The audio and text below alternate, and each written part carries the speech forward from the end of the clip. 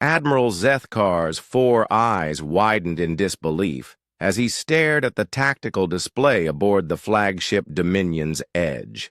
The human vessel, barely a kilometer long compared to his 15-kilometer dreadnought, hung motionless in space, its hull scarred and battered from the bombardment.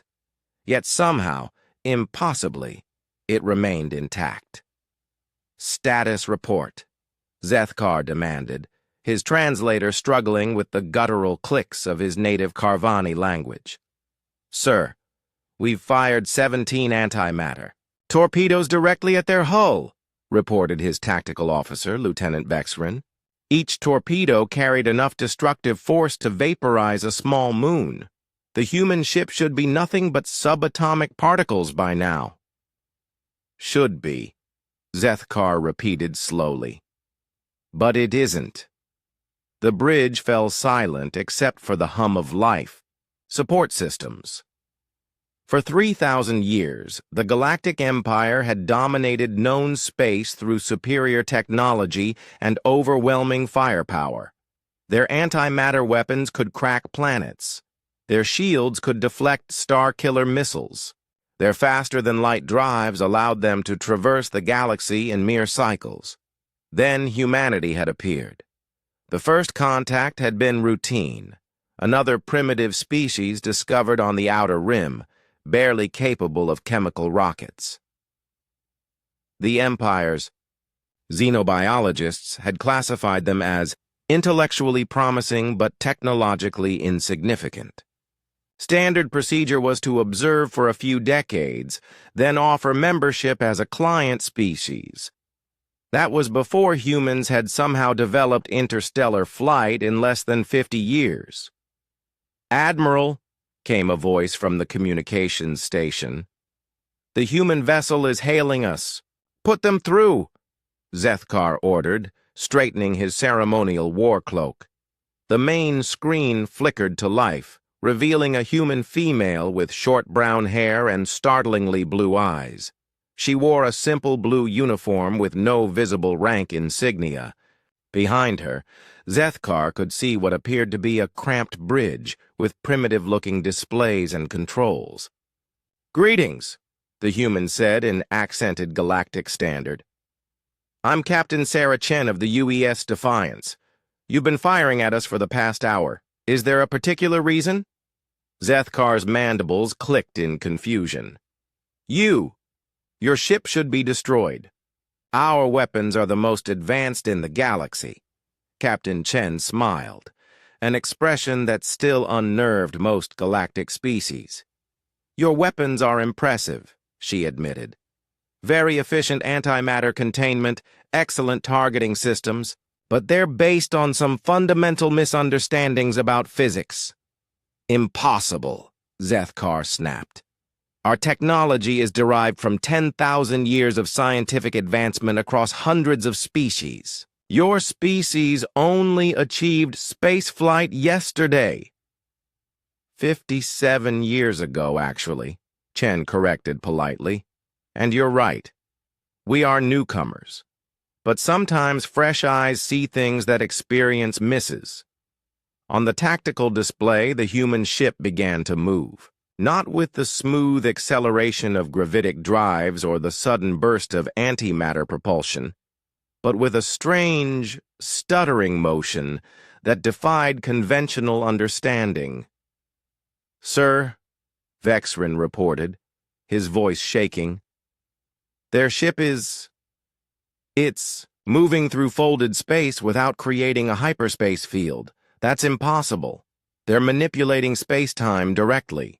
Chen's voice cut through the bridge chatter. "Your empire assumes that advanced technology must be complex. You've built bigger guns, stronger shields, faster engines, but you've never questioned the underlying assumptions." "What assumptions?" Zethkar demanded. "That space-time is fixed, that energy states are discrete, that consciousness and physics are separate phenomena." Chen's image leaned forward. "Humans have always been pattern seekers, Admiral. We see connections where others see chaos. When our physicists studied your antimatter technology, they didn't try to copy it. They asked why it worked at all. The human ship had closed half the distance to the Dominion's edge in seconds, moving through what appeared to be solid space, as if it were water. The answer, Chen continued, led us to some interesting discoveries. Reality isn't as solid as most species believe. Consciousness shapes quantum probability. Intent affects energy states. Your weapons fail because our ship exists in a state of quantum uncertainty. It's simultaneously destroyed and intact until observed.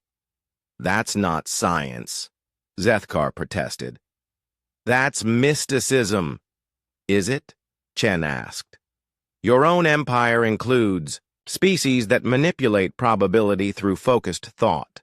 The Etherians can phase through solid matter. The Krillians communicate through quantum entanglement across galactic distances. You've compartmentalized these abilities as psionics and kept them separate from your hard science. Humans integrate them. The Defiance was now close enough that Zethkar could see details of its hull through the main viewer. The antimatter burns were there, but they flickered in and out of existence like mirages. Our ship, Chen explained, exists in what we call a possibility cascade. It's been destroyed by your weapons thousands of times across parallel quantum states. But in this specific reality branch, we've chosen to remain intact. Human will, it turns out, is quite effective at collapsing wave functions in our favor. Vexran's voice cracked as he reported, Admiral, their ship is now within our shields. Our defensive grid can't target it. It keeps shifting between dimensional phases. The real shock, Chen said conversationally, isn't that human technology is superior. It's that we approach the universe fundamentally differently. Your empire builds tools to impose order on chaos. Humans partner with chaos to create order. We don't fight physics. We negotiate with it.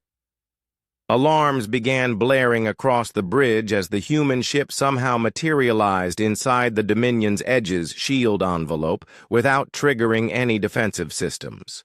You wanted to know if we surrender, Chen said, her smile widening. I'm afraid that's not how humans work either. We don't surrender to superior force. We redefine what superior means. Zethkar stared at the impossible ship on his screens, feeling the certainty of 10,000 years of galactic dominance crumble around him.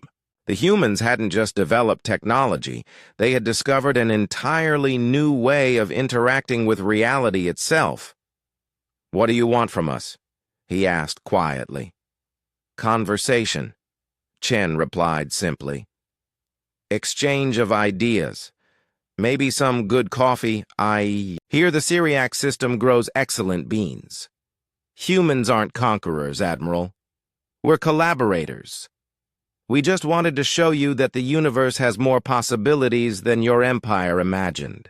As the Defiance began transmitting what appeared to be detailed scientific data to his ship's computers, Zethkar realized that the galaxy would never be the same. Humanity hadn't just arrived, they had redefined what arrival meant. The age of impossible science had begun.